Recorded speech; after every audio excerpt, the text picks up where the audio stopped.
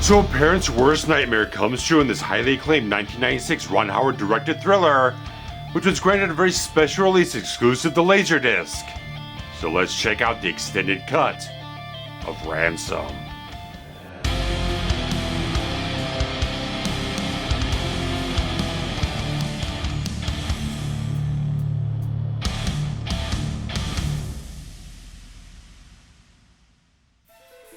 So following on from his exceptionally successful string of hits including films such as Willow, Parenthood, Backdraft, Far and Away, and Apollo 13, director Ron Howard decided to jump into this crime suspense thriller which had previously been adapted back in the 1950s as a TV play and a feature film, developed originally by Cyril Hume and, much more famously, Richard Maibaum, who had major credits in the James Bond series throughout the 60s, 70s, and 80s, going from Dr. No all the way up to License to Kill. And this adaptation would actually be credited to screenwriters Anthony Ignon and much more, again, famously, novelist Richard Price, who had some things here and there. He wrote Color of Money for Martin Scorsese, did like Mad Dog and Glory, Kiss of Death, the Nick Cage film, things here and there. They kind of, some things more successful than others, but was very much well known as sort of a gritty 20th century novelist to a certain degree, so kind of the right type of guy to get the right sensibility to nail this type of thing going forward and update for contemporary times. And the film was a major box office success. It grossed $309 million of a $70 million budget being released in November of 1996. Got mostly positive reviews and just major box office success from just like big hit after big hit and stuff like that for Ron Howard, building it with such an amazing cast in this entire thing. We got Mel Gibson, Rene Russo, Delroy Lindo, Gary Sinise, Dan Hedaya, Liev Schreiber, Lily Taylor, Donnie Wahlberg, Paul Guilfoyle, just magnificently talented people in this whole film. Just adding to such a riveting tale here that it's such a great setup and premise and executed very, very well. Just like there's a lot of very good skill behind the camera on this entire film from Ron Howard's directing, just kind of getting so much into the emotion, so much of a character-based and performance-driven film that you feel so much about what all the characters are going through, what the wrenching pain is, and all these different things. Like, it's so captivating what's going on in the whole film. And of course, it would help to kind of set up the entire premise here because you've got Mel Gibson and Rene Russo reteaming from Lethal Weapon 3 at this point in time. And they're portraying the married couple, Tom and Kate Mullen here. And Tom Mullen's this self-made airplane entrepreneur. He's got this massive fleet, this big company, massively successful type of man, but he's had some problems legal-wise because there was a strike that was going to happen, and he paid off this gangster called Jackie Brown, portrayed by Dan Hedaya, not Pam Grier, to kind of deal with the entire thing. So he's had like police and FBI trying to nail him for something, but they didn't nail Brown, who's now in prison doing time for the thing that he got roped into because Mullen wanted to avert this strike and all these different things. So this kind of legal things kind of winding around in the background, the entire story here, and things much more come to a head to a certain degree on a different level here when their son Sean gets abducted. And you move forward the entire plot where there's parallel stories here between the Mullens and the FBI, and then you have the abductors who are involved with Gary Sinise and Lily Taylor, Liev Schreiber, Donnie Wahlberg, stuff like that. They have their own plot and their own story going on the other end of the entire thing here. So you have the entire plot going forward, and you have, again, you got magnificent performances in the entire film. Mel Gibson is incredible. Delroy Lindo is just absolutely captivating and stunning in the whole thing. Rene Russo is fantastic. Some of the stuff, unfortunately, I feel like with the kidnappers, the abductors, it's not always quite as captivating when you have the urgency and the deeply passionate emotions going on with the Mullens, with the FBI, all the type of stuff. There's so much snapping into action, stuff like that, and dealing with all those type of things. So it's getting the other end of the story is not always as captivating. It's a little bit more subdued, a little bit more subtle what's going on, where they have some of the people involved in the whole thing being a little dicey on things. They're not entirely fully committed. There's some sort of reservations here and there that kind of crop up here and there, doubts going on as the plot takes different twists and turns. Of course, titular type of thing is that there is a $2 million ransom to get their son back, and the entire plot goes off in different directions where they try to deliver the money, but things go off in a different direction because Sinise's character, who's actually an NYPD detective named Jimmy Shaker, is actually kind of the puppet master in the entire thing. He's kind of weaving all things around and not exactly getting anyone in on the exact same plan here. So the police and the FBI or whatnot, they storm things, they go awry, and the entire drop doesn't happen properly, and things don't get quite properly resolved, and it gets all the way up to the point in the entire film where they're going to try and do it again. But then Tom Mullen decides, he flips the entire thing around. He takes the $2 million ransom and turns it into a bounty. It's a fantastic plot turn the entire film. Did get spoiled in the trailer, sadly, but the fact of the matter is, it's a fantastically well put together film. That again, when you get up to the Laserdisc release, this is not on VHS, not on DVD, not on Blu-ray, not on streaming. It's only on the Laserdisc releases. They decided to extend the film by 18 minutes. Now the interesting thing, they get a little technical things on Laserdisc, is that you had CLV and CAV. CAV, you could contain about a half an hour of video per side on the disc. CLV, you could get 1 hour per side on the disc. The film theatrically runs 2 hours and 1 minute long. So no matter what, they would actually have to get 3 sides, basically 2 discs over the whole thing, to put it on Laserdisc. So my thinking is like they probably did because like, okay, we're already going to do and spread across 3 different discs to get everything on there, in addition to all like the FBI warnings and the studio logos, stuff like that, that the film was released through Touchstone Pictures, which was a division of Disney. And so I think they probably put this together because like, okay, we're going to have to do it anyway, and the film's so massively successful. We have a lot of deleted scenes, some not so much subplots, but kind of like side things going on with different characters that could be fleshed out with a much longer cut of the film. And I did put out a tweet that tagged Ron Howard in about a little over a year ago. Never got a response from it asking if there was anything that was an actual director's cut. It's always just been called mainly just an extended version officially. There's no word on whether or not Ron Howard was directly involved with this. This was an approved director's cut or anything like that. It's just been an extended version on Laserdisc, and everything else later on is just the theatrical version. Even the featurettes or whatnot, they're on the DVD and the Blu-ray or whatnot. Even the commentary track does not address this extended version whatsoever. He's never had a documented point of where he's actually said anything about this. It's only about like 4 minutes worth of deleted scenes on the actual DVD and the Blu-ray releases. So it's very much a very small sample of everything that is included in this extended cut of the film, which I feel is something that does flesh more things out, where the theatrical cut, I feel, is such a very lean type of thing in terms of like focusing the entire story down mainly to Tom Mullen, what he's going through, what his psychological plays are in the entire film, what those things are going on. This one expands things out a little bit further, dealing with more of Rene Russo's character, more of Delroy Lindo's character, some additional things with the kidnappers here and there, just some little connective tissue here and there that's not really saying there's too much that's necessary, but kind of adds little extra things in here or there that add to mood, add to tone, add to little extra suspense here and there. And the additional footage here starts out very early on with the very first scene here. We got this big celebratory party for Tom Mullen, kind of setting up his character, who he is, all the stuff about his family, and having this party crashing journalist jump in there, kind of have these awkward questions about the accusations involved with Jackie Brown.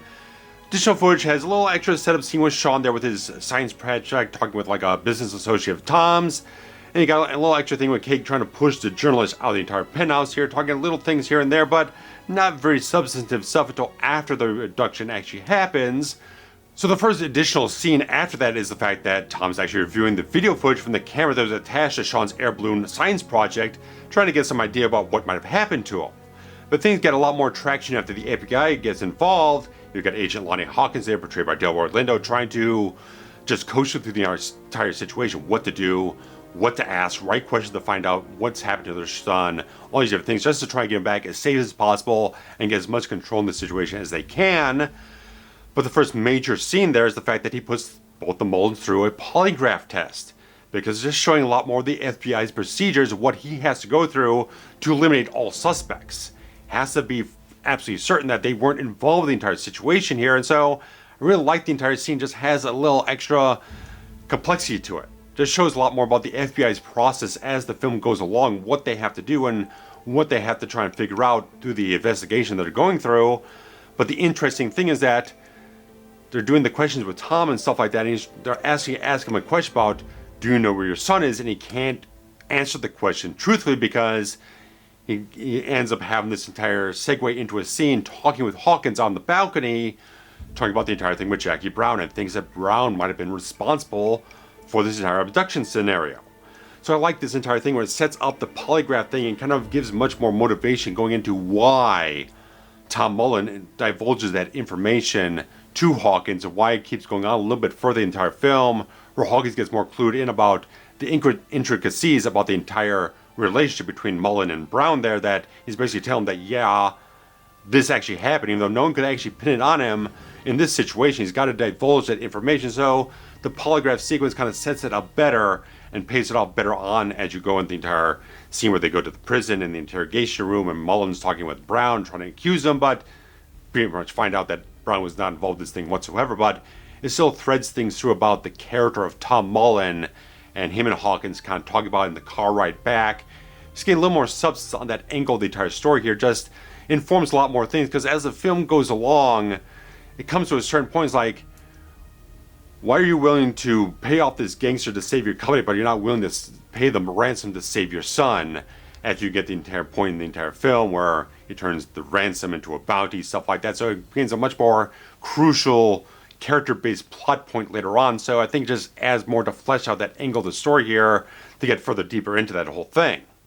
As I said, this entire extended cut does flesh out more Delroy Lindo's character and Rene Russo's character, where she has this additional scene with one of the female FBI agents there in the penthouse, talking about how she had multiple miscarriages before they eventually had Sean, viewing as this sort of miracle that happened to her and Tom, and also kind of thinking and relating the fact that she doesn't feel like Tom may be completely up to the task of dealing with this entire situation.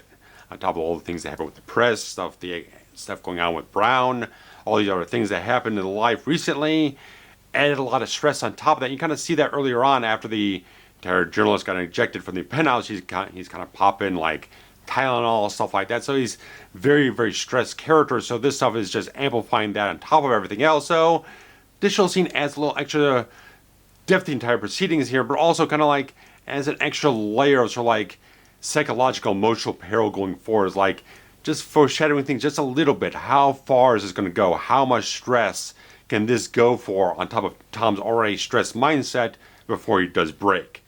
And moving on from that is a scene I very much appreciate here, because when I was watching the theatrical cut, there's a very specific style of scene I was hoping to get here, because there's a lot of things where he's talking about the statistics. 7 out of 10 times we get the people back. If we follow the rules, we pay them ransom, stuff like that, we get the people back.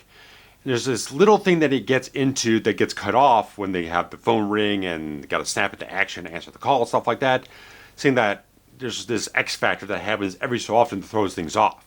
But in the theatrical cut, it never gets resolved, but the scene is here, that after the fact where they attempted to pay the ransom and Donnie Wahlberg's character gets killed in the process by the FBI, and things got thrown off the rails here, and we're kind of in this situation where we're not entirely certain exactly what we're going to do next. We have this entire extended scene here where Tom Mullen just asks Hawkins about what that X factor was that you alluded to earlier, and the fact was the X factor is you. Because there's an entire scenario, another case, where this guy who had his wife abducted took too long to make a decision about other things. He took days to figure out whether or not he was going to pay the ransomers what they wanted, and by the time they did, the wife was dead, buried alive. When you go off the rails and you don't follow what the FBI is telling you what to do and when to do it, and pay the ransom when they tell you to, things go off in a way that you cannot control and creates scenarios that are just very fatal and very dire and stuff like that. So I find that just a grossly essential scene for telling the story here. I think it's one of the best additional scenes. You get the entire thing, and adding to the entire thing with the polygraph scene, I think this is like the next best scene after that adds something further to the story here that heightens the peril, because you got this entire scenario here with the kidnappers, when after character Tom Mullen's kind of done that entire thing, turned the ransom into a bounty, Lily Taylor and Lee Schreiber and stuff like that, that set of characters actually try to dump the kid off and bury him and stuff like that. So the scenario is following almost on a parallel to what Hawkins relates to the Mullens here. So this whole thing where all these things are going off in a certain direction here, and you see things that could tie into that. It's like you're planting a seed, then you can see it grow later on. But Sinise's character that throws things back off to try to grapple back in because he wants that ransom money so desperately that he bursts that entire thing with killing off the kid and dumping him, stuff like that. So you see all these things would be laid in there and paid off, and things weave around in such a way. I like that extra scene there with Hawkins relating that story of another case. I think it just adds something so much more to the story here. It's just a better executed scenario in that regard. And I was saying I was very much hankering for watching the theatrical cut of the film. But then adding into the whole thing with more stuff with Hawkins there is that fact that you got Paul Guilfoyle portraying his FBI boss in the whole thing, and there's these few extra beats in the entire thing where he's kind of like laying it into Hawkins, like things are going off a little bit off the rails here. You need to wrangle him back in. You need to wrangle Mullen back in from doing all these radical things and get this thing resolved, wrapped up real quickly, or else you're going to be taken off the case, stuff like that. So adds a little extra elements for Hawkins to deal with the entire story here. So this version of the film does just add a little bit more weight to everything. This kind of adds more kind of baggage for everyone to kind of carry around to a certain degree. So I can see like the theatrical just making things a little bit slimmer and just a little more streamlined to make it much more focused on Tom Mullen's scenarios and his stripes in the entire situation of the entire film.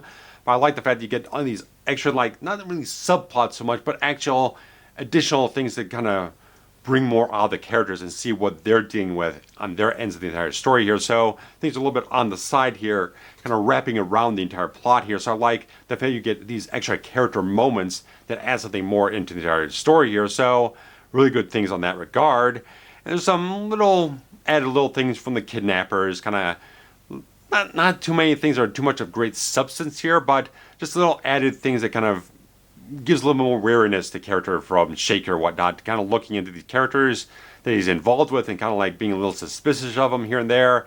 And because there's always these little doubts that are kind of cropping up here and there, and he just has this certain eye towards everyone, kind of being like, are you gonna turn your back on me or something else like that when everything gets turned back around by Mullen and stuff like that. So just little added things that be a little bit more weary to a certain degree on those connections and the entire characters in that regard.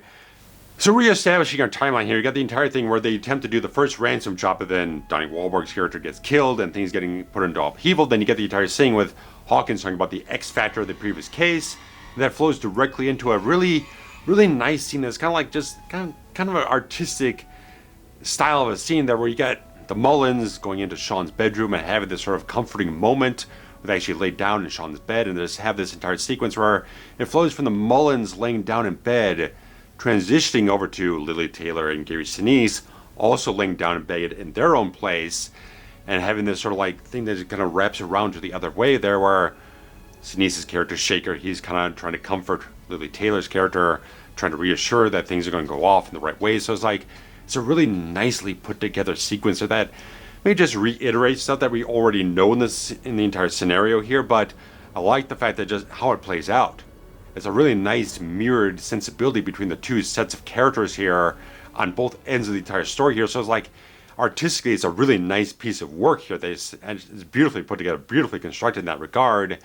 But I can see why you would cut it out, where you don't need to have it there, but it's just a nice beat. I just feel it's a nice beat in the entire film that plays off beautifully, but doesn't feel quite as essential as other things go off the entire extended cut here. But following on from that, like the next morning, you got Tom Mullen out on the balcony looking down at all the reporters who are camped out inside the building. He actually goes out there. It seems like he's going to make some kind of a statement, but it's like he's in such a confused, emotionally bewildered state that he really can't say anything. So it's a very peculiar scene to a certain degree, but I think it just adds something more to like almost like this black abyss of emotions that he just doesn't know. He wants to be able to do something, but he doesn't know what to do. He doesn't know what action to take at this point in time. He's not focused to a certain degree about where to go, what to say, what to do in such a way, but it feels like he needs, there's an urge to really want to do something, say something, have some kind of a statement, but it eludes his grasp in that regard. So it's like it's a really interesting scene, but again, something that doesn't feel quite as essential, but it's an interesting scene, I find, to a certain degree there. So it kind of mirrors later on when he goes back out there after he switches the thing from the ransom to the bounty, and he makes another statement later on, which is in both cuts of the film, where he doubles it the $4 million bounty instead of rescinding it where everyone else around him is kind of like pushing him. Take it back, recant it, stuff like that. Just like put it back to the way it is so we can just get our son back and pay the money and be done with it. So interesting. It's just interesting pieces of filmmaking, screenwriting, sort of setup, payoff type of things in that regard there. So interesting but not essential scene, but it's still kind of a nice piece of work in terms of acting and filmmaking qualities there. But after this point, there's nothing additional until after the entire thing where they actually get Sean back, where the entire plot kind of goes on, where the stress of the entire situation cracks on Shaker. There's like, he gets to a point where it's like, I don't know what the hell to do at this point, because it's gone off to a certain degree where Mullen's reaffirmed the entire thing of making a bounty on them. He's not going to pay, so the fact that he's an NYPD cop doing this whole thing, he betrays everyone in his entire group there, where he actually goes and guns them all down under the guise of being a cop doing his job, suspecting them as the kidnapper. So it's a very, not so much elaborate, but it's a very particular psychological play through the entire film here that just like shows this guy's really unhinged. There's something very deeply at odds with this guy here regarding the entire thing with Mullen here, where the motivation that he gives Mullen is the fact that he kind of looks at this guy of Tom Mullen here. There's like he's guy high up in this penthouse, living off the luxury and stuff like that, getting away with certain things. Where being a cop, he knows all the things about the Jackie Brown situation.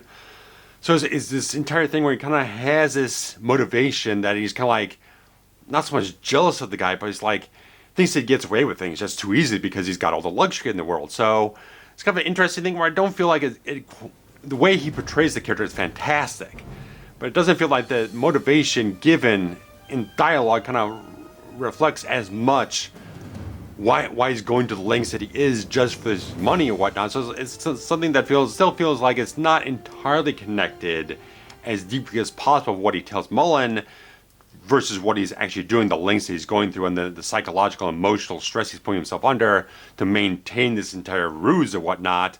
So it's kind of a thing that I felt like it doesn't convince me as much as possible about why he's so deeply personal and so filled with conviction about the entire situation.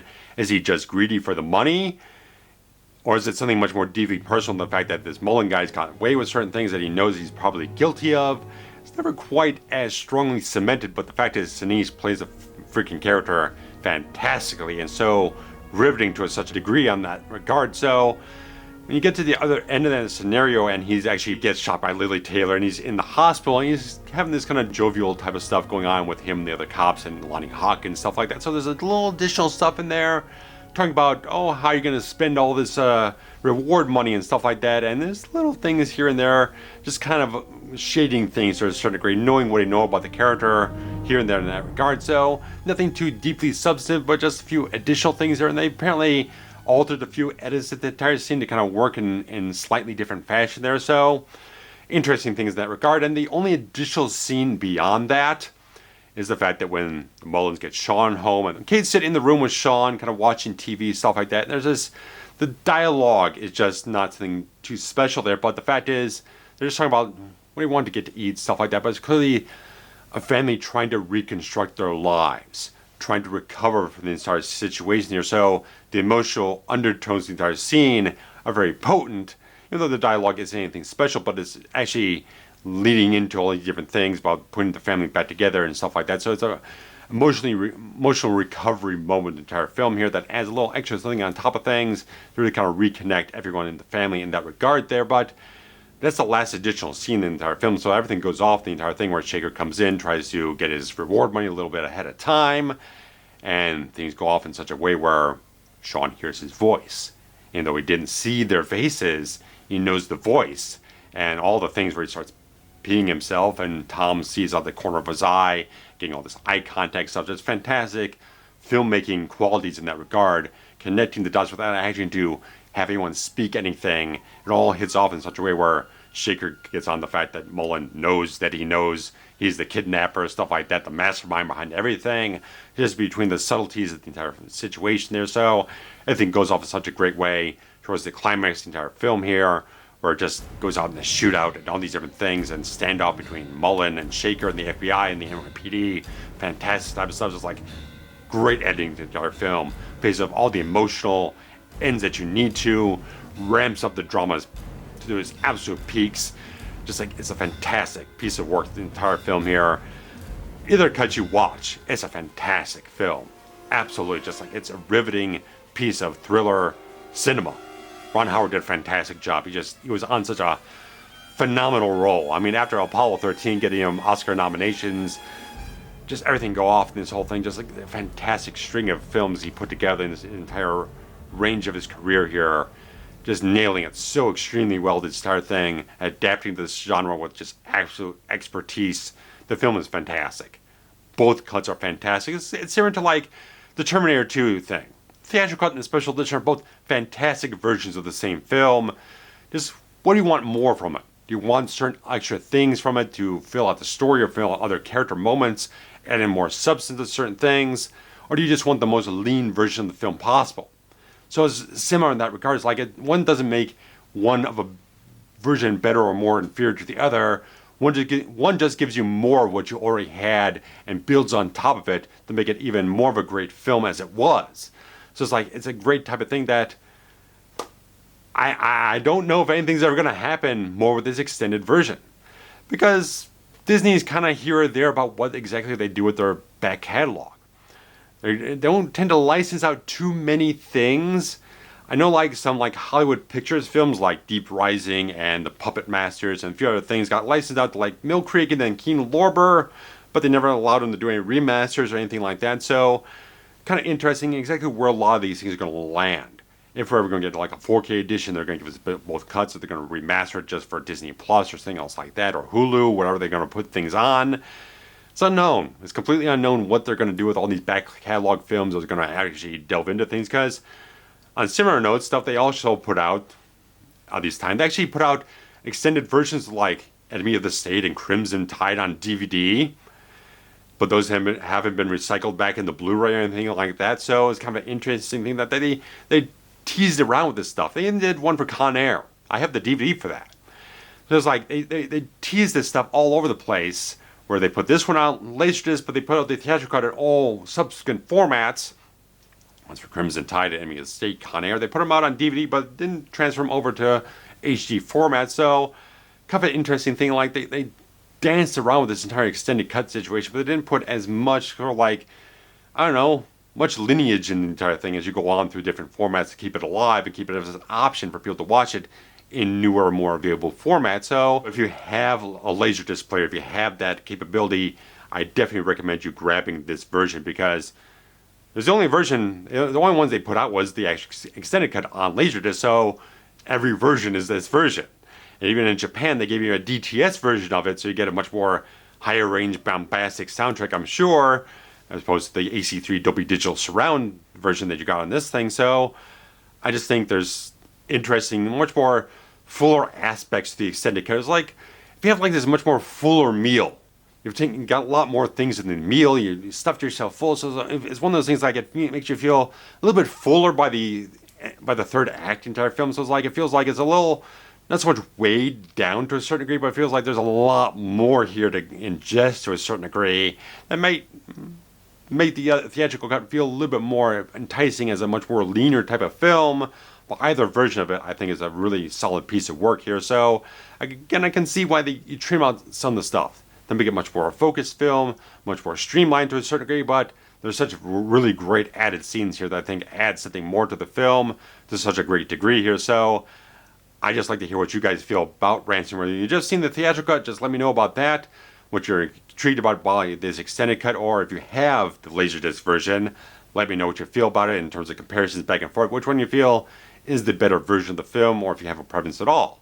So guys, I'd very much appreciate that. The likes, the subscribes, everything, sharing the links around, all these different things. Of course, there's the Patreon to contribute something every month to kind of support the channel. Get a little access to everything that we have going on around here. And of course, the Super Thanks feature. If you like anything in particular on this entire channel, you get the Super Thanks feature and donate whatever money you want directly to me through the channel here. So guys, thanks so much for watching this whole thing, and thanks much. Take care.